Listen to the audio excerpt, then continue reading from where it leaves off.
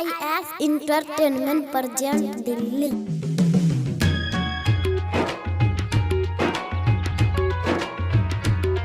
रिमझिम recording studio Simri Bakhtiyarpur.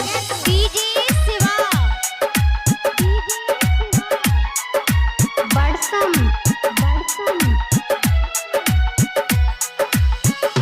कौना गलती के हमके सजा दिले बा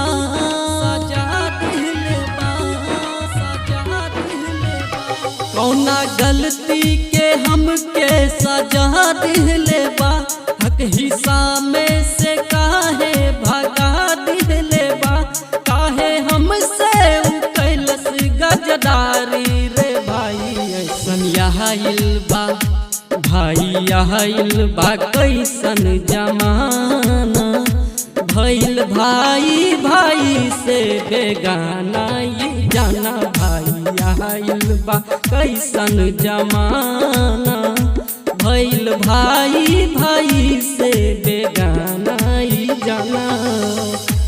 रिमझिम रिकॉर्डिंग स्टूडियो सिमरी बख्तियारपुर।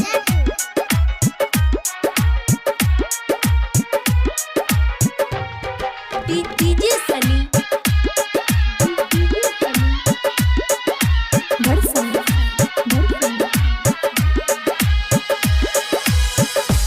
हो एक दूसरे से जहाँ भेंट होई जाला हो प्यास बन जाले अपने खून के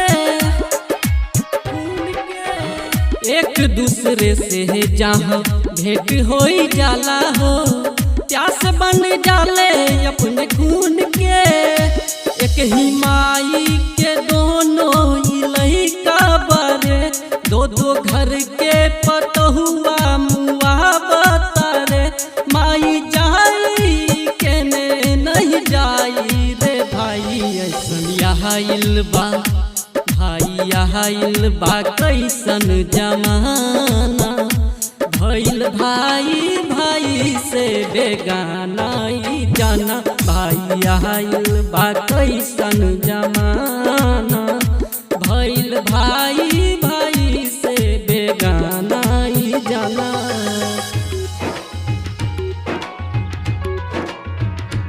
रिमझिम recording studio Simri Bakhtiyarpur. DJ Shiva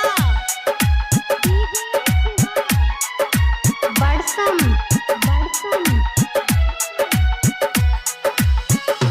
हो माई बाबू रो काटे सुना ये हो भाई हो सब कुछ लुटा के लाड प्यार में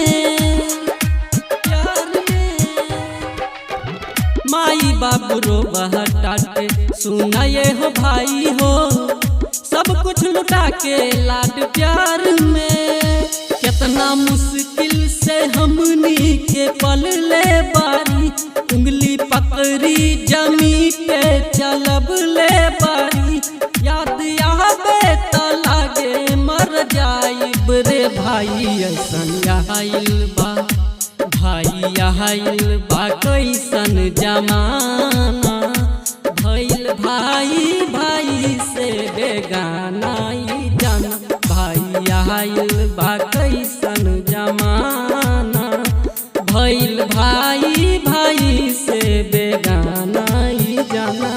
रिकॉर्डिंग बाय वकील अलबेला। SIS Entertainment present Delhi.